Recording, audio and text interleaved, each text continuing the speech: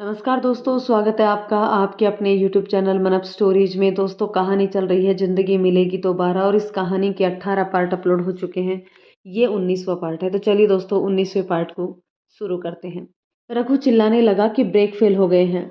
मैं बिना सोचे समझे कार का दरवाज़ा खोलकर कूद गई और विशाल को रघु ने कार में ही मार डाला।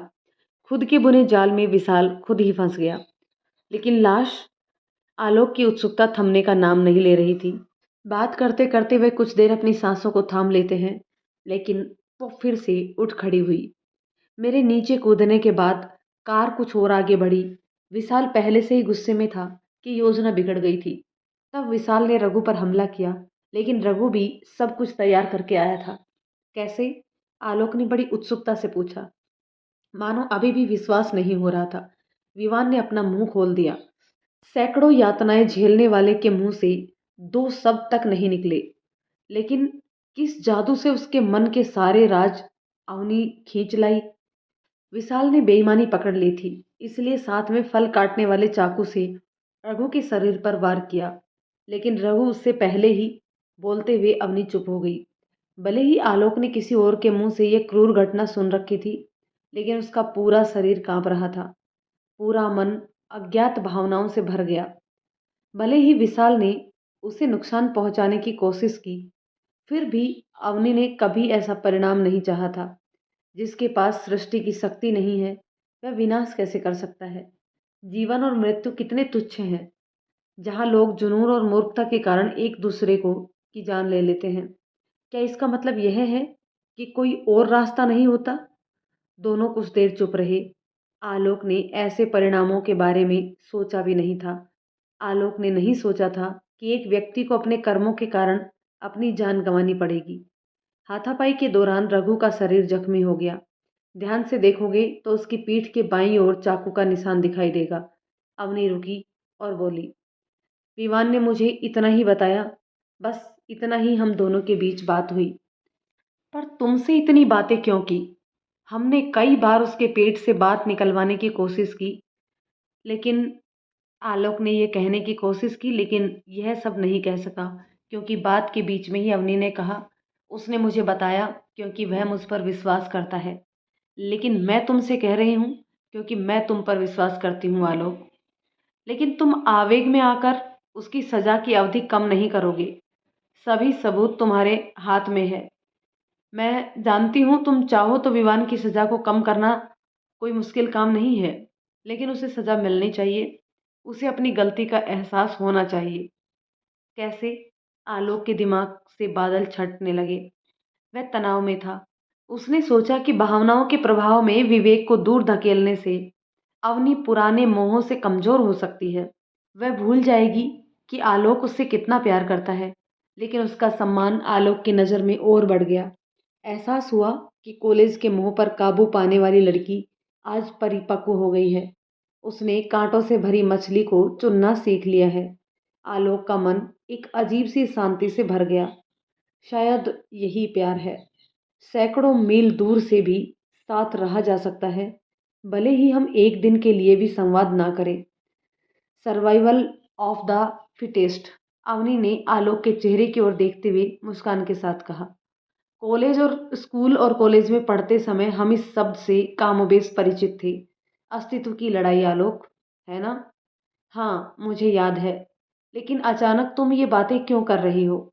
आलोक ने अवनी की बातों से थके बिना कहा। लेकिन कुछ तो थ्योरी थी ना? बिल्कुल सही। चार्ल्स डार्विन का survival of the fittest, Avni ने अपने चेहरे पर मुस्कान के साथ कहा। उस थ्योरी में लिखा था कि आपको स्थिति के अनुकूल होने का एक तरीका खोजना होगा। सफल लोग संघर्ष से जीते हैं और हारने वाले लोग सलाखों के पीछे जाते हैं। अवनी की बातें सुनकर आलोक हैरान रह गया। उन्होंने इतनी सरल व्याख्या सुनने की उम्मीद नहीं की थी। यह बहुत परिचित सी लड़की बहुत अपरिचित सा महसूस हो रही थी। यह अब कितना परिपक्व हो गई है। समस्याएं हर किसी के जीवन में होती हैं, किसी का कुछ कम तो किसी का कुछ ज़्यादा। समस्याओं पर ध्यान देने से बोरियत होती है, नतीजतन दिमाग में अपराध जमा होते हैं। अवनी ने आलोक की आंखों में देखा और कहा, समस्याएं तुम्हारे जीवन में भी थी, और मेरे जीवन में भी। कॉलेज के बाद नौकरी की चिंता, माँ के स्वास्थ्य जांच का बोझ, कई अन्य चीजें। फिर भी तुम दिन रात काम कर रहे थे। बस ऐसे ही मेरी जिंदगी में भी मुसीबतें थी। गलत इंसान से प्यार कर बैठी थी, अच्छे इंसान की तलाश में ठोकरें खाते रहना, विधवा का दर्द, ऑफिस का दबाव, सब एक एक करके जिंदगी में आए। लेकिन तुम और मैं कभी भी समस्याओं के आगे नहीं झुके। डिप्रेशन आने पर भी हमने इसे अपने ऊपर कभी हावी नहीं होने दिया। कभी नहीं सोचा था कि हम अकेले चल सकते हैं। खुद से खुद को लेकर जीना सीखा। लेकिन विवान अवसाद से प्यार करता रहा, खुद से प्यार करना भूल गया। इसलिए भोजन के साथ अतिरिक्त सुविधाएं मिलने पर भी खारिज करने लगा। He is not a fittest. वह योग्य व्यक्ति नहीं है, इसलिए उसके जीवन का संघर्ष खो दिया। मेधावी छात्र होने के बावजूद वह अपराध के दलदल में पड़ गया। तुम्हें पता है क्यों? उसका आत्म नियंत्रण हाथ से बाहर हो गया था। अवसाद उसे नियंत्रित कर रहा था। दाहरा प्रवाह में बात करने के बाद अवनी रुकी और एक गहरी सांस ली। थाने में ट्यूबलाइट की रोशनी में भी उसका आत्मविश्वास से भरा चेहरा चमक रहा था। आलोक ने मोहित निगाहों से उसे देखते हुए पानी की बोतल उसकी ओर थमा दी। पानी का एक घूंट लेने के बाद अवनी ने फिर कहा, मैं मनोचिकित्सक नहीं हूं, लेकिन मुझे पता है कि विशाल को रोकने का एक तरीका था। नहीं, पुलिस के सामने आत्मसमर्पण करने का नहीं, क्योंकि पुलिस को बताने से उसका पकड़े जाने की संभावना बढ़ जाती। लेकिन अगर चाहा है तो रहा है। कैसे? अगर विवान चाहता तो वह मुझे पहले ही भाई के प्लान के बारे में बताकर मुझे अपनी ओर खींचने का इंतजाम कर सकता था। फिर वह शख्स खुद दूसरे शहर या देश से बाहर में प्रवास कर सकता था। लेकिन वह अवसाद के जाल में फंस गया। किसी को मार डालना समाधान नहीं है, अवनी ने आह भरते हुए कहा। मैंने विवान को वही बताया जो मैंने तुमसे कहा था। एक भरोसेमंद व्यक्ति की मुखर टॉनिक उसे अपना अपराध कबूल करने के लिए मजबूर किया। लड़का शिक्षित है और समाज की मुख्य धारा में वापस आ सकता है। शायद मुझ पर उसके विश्वास ने उसे एक एहसास कराया है। नियमित काउंसलिंग से वह आत्मनिर्भर हो जाएगा। आलोक के सीने से एक बहुत बड़ा बोझ उतर गया। वह अचानक अवनी को गले लगाना चाहता था, लेकिन समय और परिस्थिति को देखते हुए उन्होंने खुद को काबू में रखा। झुके हुए चेहरे पर मुस्कान दिखाई दी। मैं अब चलती हूँ, लगता है मुझे तुम्हारे घर की भी खरीदारी करनी होगी, अवनी ने परिचित स्वर में कहा। क्या विचित्र बात है, शादी कल है लेकिन दुल्हा थाने में है। मैंने तो सोचा था कि तुम शादी नहीं करोगी, अनुकूल परिस्थिति को देखकर आलोक ने व्यंग्यकार की भूमिका में कहा। बातों को छिपाकर रखना उसका स्वभाव भी नहीं है। हाँ, तुम सही कह रहे हो। आदर्श जीवन साथी को छोड़कर तुम्हारे मुंह में वापस जाना। सोच रही हूँ कि मैं छपे हुए कार्डों को जला दूं और मैं आमंत्रित रिश्तेदारों के माथे उस जले हुए कार्ड की राख से तिलक लगा दूं। ठीक है? आवनी ने अभिमानी गुस्से के साथ आलोक से कहा। आलोक उसकी नजरों को देखकर हंस पड़े। हंसो या रो, लेकिन इस तरह दाढ़ी से भरे चेहरे के साथ शादी के मंडप में आओगी तो मैं तुम्हें सीधे भगा दूंगी। तुमको देखकर कौन कहेगा कि कल यह लड़का शादी करने जाएगा? जब उसने हल्की फटकार लगाई तो आलोक ने उसे चुप रहने का इशारा किया। लंबे समय से थाने में मौजूद लोग पहले से ही उन्हें घूर घूर कर देख रहे थे। अवनी ने नजरें फेर ली और कुछ पैसे आलोक के हाथ में रख दिए। फिर उसने कहा, विवान किताब पढ़ना चाहता है। मुझे पता है कि लाइब्रेरी में किताबें हैं, लेकिन तुम एक खरीद देना और उसे कहना कि यह मेरी तरफ से उसके लिए एक उपहार है। फिर अवनी लंबी टांगों के साथ थाने से निकल गई। सर, पायल मैडम ने फ़ोन किया है। फ्लोर स्क्रैपिंग इक्विपमेंट्स के साथ लोग तैयार हैं। आपकी इजाज़त मांग रहे हैं। जैसे ही सहायक ने रिसीवर को हाथ में दिया, आलोक वास्तविकता में लौट आया। अवनी पहले ही जा चुकी थी। दरवाज़ा पहले की तरह खुला रह गया था। सब कुछ तैयार है, आलोक ने रिसीवर को हाथ में पकड़े हुए कहा। एक काम करो पायल, इस पूरे खुदाई को कैमरे में कैद करो और दूसरे फ़ोन से वीडियो कॉल मेरे साथ लाइव करो। मैं पूरी चीज़ को अपनी आंखों से देखना चाहता हूँ। पायल को सर की समझदारी रास आ गई। आलोक के लिए इस स्थान पर शारीरिक रूप से उपस्थित होना संभव नहीं है, इसलिए वह वर्चुअल तरीके से उपस्थित रहना चाहते हैं। डिजिटल स्क्रीन पर फर्श खोदना जारी है। ताजा बना सीमेंट का फर्श एक के बाद एक प्रहार से छत विछत हो रहा है। जल्दी करो। जैसे ही स्पीकर से पायल की आवाज आई, आलोक कांप उठा। गड्ढा गहरा होता जा रहा था। उस समय खुदाई कर्मचारियों ने ईंट और रेत की परत को पार करते हुए जमी हुई मिट्टी को हाथ से निकालना शुरू किया। हर कोई मेहनत से हाँफ रहा है। मैडम, लाश! सुनते ही आलोक सदमे से फर्श पर खड़ा होकर चिल्लाया। अनुमान सही है। विशाल को मारने के बाद रघु ने शव को घर के फर्श पर दफना दिया। कहने की जरूरत नहीं है कि इससे सुरक्षित कोई जगह नहीं थी।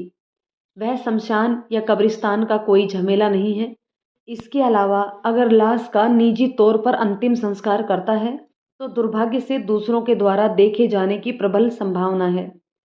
पहले ही मिट्टी की परत हटा दी गई और लाश को फर्श पर रख दिया गया। सभी ने अपनी नाक को बदबू के कारण ढक लिया। सर, यह देखिए, लाश रखी है, लेकिन मुझे समझ में नहीं आ रही कि इस लाश की पहचान विशाल के तौर पर कैसे होगी। गले में एक चैन है और कलाई में एक घड़ी है, बस। मैं इसे कैसे पहचान सकती हूँ? पायल ने कैमरे को अवशेषों के बहुत करीब ले जाते हुए कहा। एक सेकंड रुको। आलोक ने अवनी के नंबर से जुड़ने की कोशिश करते हुए कहा। लड़की का मासूम चेहरा उसके दिमाग में तैर रहा है। कठोर दिल नहीं चाहता कि अवनी अपने पूर्व पति को ऐसी हालत में देखे। एक आह के साथ आलोक ने अपनी प्रोफाइल में लॉगिन किया। अवनी अभी भी अपने पूर्व पति के साथ अपनी प्रोफाइल में तस्वीरें नहीं हटाई थी। हालांकि यह बात आलोक को पसंद नहीं आई। कल जिससे शादी होने वाली है वह अब भी अपने पूर्व पति के साथ प्रोफाइल तस्वीरों में मौजूद है। इस बात से आलोक के मन को ठेस पहुंची, लेकिन उसने इस विचार को अपने मन से हटाया। भले ही यह बात उसके सीने में कांटे की तरह चुभ रही थी। विशाल और अवनी की जोड़ी की तस्वीर पहले ही स्क्रीन पर आ चुकी थी। उस तस्वीर में विशाल की घड़ी, चैन साफ नजर आ रही थी। इसमें कोई संदेह नहीं है कि लाश विशाल की ही है, लेकिन इसे सबूतों में नहीं तब्दील किया जा सकता जब तक कि इसे फोरेंसिक जांच ना की जाए। वे ही लाश के नमूने के साथ पुष्टि की गई खबरें बताएंगे। आलोक ने पायल से कहा। तुम लाश और रघु के साथ जितनी जल्दी हो सके लौट जाओ, लेकिन मैं कल अनुपस्थित रहूंगा। अच्छा सर। उसके राजी होते ही आलोक ने फोन काट दिया। हाथ में पैसा पसीने से भीगा हुआ था। सीसीटीवी ट्रैप में कैद विवान का रोता हुआ चेहरा सामने आ रहा था। आलोक ने एक बार उधर देखा और रिसीवर उठाया। Hello doctor. आलोक आईने में अपना चेहरा देखकर चौंक गए। इन चंद दिनों में चेहरे पर डिप्रेशन के निशान पड़ गए हैं। रातों में जागने के निशान दोनों आंखों के नीचे साफ नजर आ रहे हैं। भरपेट खाना खाकर भी व्यक्ति के प्रतिबिंब आईने में कमजोर दिखाई दे रहा है। इस लुक के साथ शादी करने जाऊंगा। हालांकि उस पुलिस स्टेशन में अवनी की बातें याद थी, लेकिन आलोक मामले की सफलता से अभिभूत था। आलोक एक पुलिस अधिकारी के रूप में विवान को दोषी साबित करने के कारण खुशियों से भर जाना चाहता था, लेकिन वह कहीं ना कहीं उदास महसूस कर रहा था। उसने अपने प्रतिबिंब को देखकर दाढ़ी काटने की कोशिश की, लेकिन मन विवान की मार्कशीट की ओर चला जाता रहा। आलोक को यह पता नहीं था कि कोई भी व्यक्ति बिना स्टडी बैकअप के इतने अच्छे परिणाम कैसे प्राप्त कर सकता है। जन्मजात प्रतिभा शायद इसी को कहते हैं, लेकिन वह लड़का जन्मजात अपराधी नहीं है। आलोक ने अपने मन की बात बगल में बैठी अपनी माँ से आखिरकार व्यक्त कर ही दी। दरअसल अपनी पर्सनल और वर्क लाइफ को अलग रखने की आदत के बावजूद वह इतना संवेदनशील मामला अपनी माँ से छिपा नहीं पाए। विवान के दिमाग की बीमारी सिबलिंग रिवेलरी एब्सेसिव कंपल्सिव डिसऑर्डर। माँ को सब कुछ प्रकट कर दिया। इन शब्दों को भी माँ को समझाया, लेकिन इतने जटिल मामले को सुलझाने के बाद भी आलोक को शांति नहीं मिल रही थी। इसकी बजाय कुछ लगातार चुभता सा नजर आ रहा है। परिस्थितियों ने लड़के को अपराधी बना दिया बेटा, पर परिस्थितियां ही उसे सब कुछ वापस भी दे देंगी। आलोक की माँ ने अपने बेटे के सिर को थपथपाते हुए कहा। उसे भी बुरा लगा कि ऐसे होनहार लड़के का इतना दुखद अंत हो गया। एक माँ होने के नाते वह समझती है कि परिवार नामक संस्था व्यक्ति के संरक्षण और वंश की रीढ़ बन सकती है। प्यार की अवहेलना, ध्यान की कमी के कारण अधिकांश लोग हीनता में डूब जाते हैं। फिर परिणाम अवसाद और अपराध। उसने गलत किया है, उसे दंडित जरूर किया जाना चाहिए, लेकिन देखना बेटा, लड़का समाज की मुख्य धारा में लौट सके, वह इन रिश्तों की कदर कर सके जो वह अब तक नहीं कर सका। आलोक ने अपनी माँ की बातें सुनकर अपनी गर्दन एक तरफ कर ली। उसे पुलिस स्टेशन से निकलने से ठीक पहले विवान की माँ का फोन याद आया। वह अपने बेटे की जमानत के लिए बहुत कोशिश कर रही है। शायद इस तरह से उसने अपनी गलती के लिए प्रायश्चित करना चाहती है, अतीत में की गई गलतियों को फेंकना चाहती है, अंतर आत्मा से प्रेरित होकर। अवनी विवान को किताब उपहार देना चाहती है। काउंसलिंग के साथ साथ नियमित पढ़ाई से उन्हें मदद मिलेगी। लड़के को पढ़ना अच्छा लगता था। आलोक ने रेजर को अपनी ओर खींचते हुए कहा, बहू तोहफे में किताब दी, वाह। इस कदम से आलोक की माँ का दिल हल्का हो गया। मैं भाग्यशाली हूँ कि चांदनी देवी से शादी के बारे में बात कही। वह लड़की मुझे शुरू से ही पसंद है। मैं खुद ही उसके सामने अपनी भावनाओं को व्यक्त करना चाहती थी, लेकिन सभी योजनाएं विफल हो गई क्योंकि अवनी ने परिवार के खिलाफ जाकर अचानक शादी कर ली। भले ही लड़की के लिए उसका प्यार कम नहीं हुआ, लेकिन वह भी हर किसी की तरह उसके इस कदम से हैरान रह गई थी। लेकिन बाद में अवनी के विधवा के रूप में घर लौटने के कारण प्यार के साथ एक अतिरिक्त माया भी प्यार में जुड़ गई।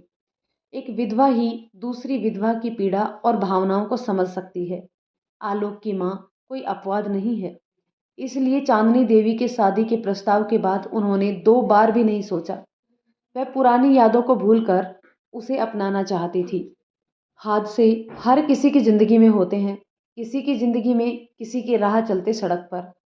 यद्यपि उनके इस कदम की आलोचना की गई थी, तथाकथित शुभचिंतक विधवा विवाह की बुराइयों के उदाहरण के रूप में विभिन्न असाधारण मामलों का हवाला देने में सक्षम थे, लेकिन यह कहने की जरूरत नहीं है कि आलोक की मां ने उनकी एक नहीं सुनी।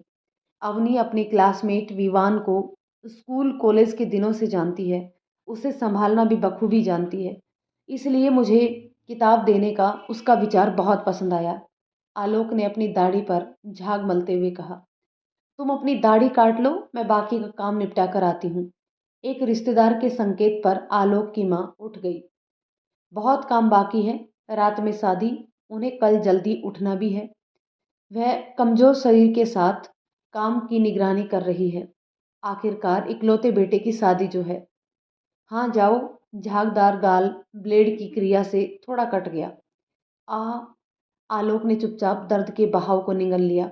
अचानक से छाती के बाईं ओर किसी अज्ञात कारण से सक्रिय हो गया।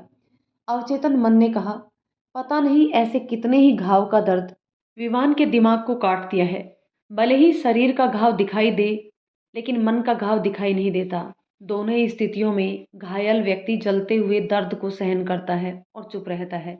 जो इसे सहन नहीं कर पाते वो डायरी में रह जाते हैं या कोई ना कोई सलाखों के पीछे।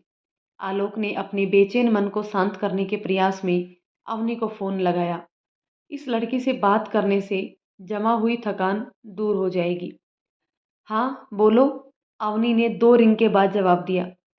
मेरा मन भारी और बेचैन महसूस हो रहा है, इसलिए मैंने तुम्हें फोन किया। आलोक ने खुलकर कहा। क्या कर रही हो? समय होता तो थोड़ी देर तुमसे बात कर लेता। तुम बेचैन क्यों महसूस कर रहे हो? अवनी ने दूसरी तरफ से कहा। अभी अभी मैं अपने बड़े भाई के साथ मैंने एग्रीमेंट साइन किया है। कुछ 30 लाख रुपए का एग्रीमेंट। भैया जानना चाहते थे कि प्रोजेक्ट कब शुरू होगा। पहले शादी हो जाने दो, फिर मैं सबके साथ तुम्हारे भैया को मिलवा दूंगा। आलोक ने कटे गाल पर दवाई लगाते हुए कहा। बुरा मत मानना, तुमने भैया से समझौते पर हस्ताक्षर करके अच्छा किया है। दरअसल मैं ऐसा नहीं करना चाहती थी, लेकिन अपने भैया के पिछली हरकत को देखने के बाद मैं अब और जोखिम लेना नहीं चाहती। मुझे भी तो पैसे चाहिए। अवनी ने आलोक की बात के बीच में ही कहा। फिर वह 2 क्षण चुप रही और फिर बोली, तुमने तो कहा नहीं कि तुम बेचैन क्यों महसूस कर रहे हो। विवान के बारे में सोचकर मेरे मन को बुरा लग रहा है। इतना ब्रिलियंट लड़का। आलोक रुका और बोला। हाल ही में आलोक का दिल भी अवनी के स्पर्श से अधिक भावुक होने लगा है। तुम केवल विवान के बारे में सोच रहे हो। तुमने उसकी विवाहित पत्नी के बारे में कभी उल्लेख नहीं किया, एक बार पूछा भी नहीं। कुछ देर चुप रहने के बाद अवनी ने कहा। अवनी को याद आ रहा था कि कैसे विवान की पत्नी उस घर में रहकर दिन बिताया करती थी। वह कभी भी अपनी शादी के उतार चढ़ाव के बारे में किसी से खुलकर बात नहीं कर पाती थी। स्त्री के स्वाभाविक धैर्य ने पति की सारी उपेक्षा और घृणा को सहन कर लिया। अवनी ने कभी भी उन दोनों पति पत्नी को खाने की मेज पर बात करते नहीं देखा। सोचा था कि महिलाओं के सहज शर्मीलेपन के कारण लड़की थोड़ी शर्मीली है, इसलिए सबके सामने पति से बात नहीं करती। लेकिन महीनों बीत जाने के बाद भी दोनों के बीच शादी की सामान्य लय नजर नहीं आई। लेकिन बच्चा स्वाभाविक रूप से आया। कुछ दिन पहले अवनी अपने पूर्व ससुराल से फर्नीचर लाते वक्त दुबली पतली लड़की के शरीर पर नजर पड़ी। मातृत्व के आगमन से उठे पेट ने अवनी के सभी सवालों के जवाब दे दिए। उसने महसूस किया कि विवान की पत्नी गर्भवती है। हालांकि कहने की जरूरत नहीं है कि विवान यह खुशखबरी सुनकर बिल्कुल भी खुश नहीं हुआ था। शायद अवनी के पिता की तरह विवान भी जिम्मेदारियों के बोझ से छुटकारा पाना चाहता है। इसका एक स्पष्ट प्रमाण यह है कि जब वह थाने से में मिली तो उसने अपनी भावनाओं और अवनी से शादी करने के बारे में बताने में कोई हिचकिचाहट नहीं दिखाई। शादी कोई बच्चों का खेल नहीं है आलोक, लेकिन हमने शादी को खेल बना दिया है। भारतीय समाज में विवाह को सबसे पवित्र अनुष्ठान माना जाता है। इस अनुष्ठान के लिए लोग हर तरह से कोशिश करते हैं कि कुछ भी गलत ना हो। आमतौर पर लोग विवाह पूर्व अपना जीवन साथी चुनने में भी तरह तरह की सावधानियां बरतते हैं। कुंडलियों का मिलान किया जाता है। जाति, धर्म और आर्थिक ओहदे की परख करने के बाद ही दो परिवार रिश्ते के लिए राजी होते हैं। लेकिन वहीं कुछ परिवार ऐसे भी होते हैं जो बहू की सुंदरता को देखकर ही रिश्ते के लिए हामी भर देते हैं। तुमको क्या लगता है आलोक, यह सुखी वैवाहिक जीवन का मापदंड है? जब तक पति पत्नी में प्रेम पैदा नहीं होगा तब तक सिर्फ शारीरिक मिलन ही संभव है। और जहाँ प्रेम नहीं, वहाँ कैसे उम्मीद कर सकते हैं कि वैवाहिक जीवन सुखी होगा? फिर पुरुष स्त्री एक दूसरे को सिर्फ सेक्स की मशीन समझते रह जाएंगे, जैसे विवान ने अपनी पत्नी को मशीन समझा और आज वह गर्भवती है।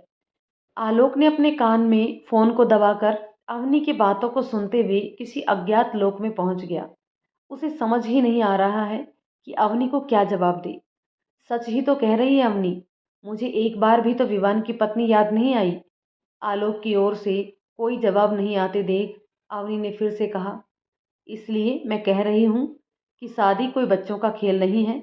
अगर विवान को मैं ना मिली तो भी जो मिला है उसमें उसको खुश रहना चाहिए था। डिक्शनरी में मूव ऑन नाम के भी एक शब्द होता है। मुझे लगता है कि वह भी शायद विवान भूल गया था। अवनी ने कहा। तुम इतने हाइपर क्यों हो रही हो? आलोक अब थोड़ा हैरान हुए बिना हुआ और बोला, लेकिन लड़का तो अल्टीमेटली पत्नी उसे क्यों नहीं रोक सकी, यही कहना चाहते हो ना? आलोक की बातों को खारिज करते हुए अवनी ने कहा, अगर उसे नहीं रोकता तो भी उसे स्वाभाविक रूप से पिता बनने का सौभाग्य प्राप्त होता। आपत्ति ना करने पर भी उसने भावनाओं को जानने की कोशिश नहीं की। शायद उसने अपनी पत्नी में मेरी कल्पना की थी और संभोग में लिप्त हुआ था। लेकिन उसे समझ में नहीं आया कि इस घटना का उसकी पत्नी पर क्या प्रभाव पड़ा होगा। संभोग के बाद भी स्त्री समझ जाती है वासना और जुनून के बीच का अंतर। यह लड़की के साथ अन्याय है या नहीं आलोक? अवनी ने एक लड़की होने के नाते दूसरी लड़की पर होने वाले दर्द को महसूस किया। जब तक मैं उस घर में थी मैंने उसकी पत्नी को कभी कुछ मांगते नहीं देखा। वह दुनिया के सारे काम बिना एक शब्द कहे करती थी। मैं मानती हूँ कि ऐसा करके प्यार नहीं पाया जा सकता, लेकिन हाँ, विवान उसे डिवोर्स दे सकता था। यह तो एक तरह की फांसी है, जैसे मेरे पिता ने अपनी पत्नी को फांसी पर लटका दिया। उसने दुनिया के सामान्य नियमों के अनुसार दो बच्चों को जन्म दिया, भले ही उसने अपनी पत्नी से प्यार ना किया हो। अवनी के मुंह से एक कटु सच्चाई निकली। कुछ देर रुकने के बाद उसने फिर कहा, मैं समझता हूँ कि इन दिनों एक लड़की के लिए परिवार और पति ही सब कुछ होता था, लेकिन अब तो ऐसा नहीं है। डिवोर्स अब भी स्वीकार्य मामला है। फीलिंगलेस प्रेम विहीन विवाह को खींचने का क्या फायदा जब दोनों ही पीड़ित हैं? अवनी की बातें सुनकर आलोक निशब्द हो जाता है। शायद अवनी की मानसिक उत्तेजना को मापना चाहता है। एक परिपक्व महिला जिसने कॉलेज की बाधाओं को पार कर लिया है। दरअसल क्या जानते हो, हमारा प्रत्येक का जीवन एक उपन्यास है। कभी ये टूटता है तो कभी निर्माण करता है। दोनों एक साथ मिलकर ही जीवन बनाता है। अपने होने वाले पति को चुपचाप देखकर अवनी ने कहा, विवान पढ़ा लिखा है, इसलिए मैंने उससे इस तरह के बचकाने व्यवहार की उम्मीद नहीं की थी। इसलिए मैंने उसे स्पष्ट शब्दों में कहा कि कॉलेज के प्यार की खातिर एक अच्छी पत्नी को मत छोड़ो। अगर तुम्हें किसी से तकलीफ मिली है तो वह तकलीफ, वह दर्द दूसरों को क्यों दे। अवनी ने पूछा, यदि हम सब इस तरह करते तो दूसरों को चोट पहुंचाना एक आदत बन जाएगी, लाइक ए चैन सिस्टम। लेकिन तुम अपने पिता की तुलना विवान से क्यों कर रही हो। आलोक के दिमाग में घूम रहा विचार आखिरकार उसके शब्दों में निकल ही आया। तुम्हारे पिता ने परिवार पर कोई पैसा खर्च नहीं किया। तुम लोगों का बिना रख रखाव के एक और परिवार बसा लिया। लेकिन विवान की पत्नी स्वतंत्र है, सुंदर है, वह स्कूल में पढ़ाती है। क्या तुमको लगता है कि लड़की अपने पति के साथ इतनी देर तक इस उम्मीद में रही कि पति उसे भरण पोषण प्रदान करेगा। अवनी ने एक जवाबी सवाल पूछा। दोस्तों, कहानी के इस पार्ट को यहीं रोकते हैं। मिलते हैं कहानी के एक और पार्ट में। तब तक के लिए ये कहानी आपको कैसी लग रही है कमेंट करके ज़रूर बताइएगा। यदि कहानी पसंद आती है तो इसे लाइक कर दीजिए और दोस्तों के साथ शेयर कर दीजिए। तो चलिए दोस्तों, मिलते हैं कहानी के एक और पार्ट में। तब तक के लिए शुक्रिया।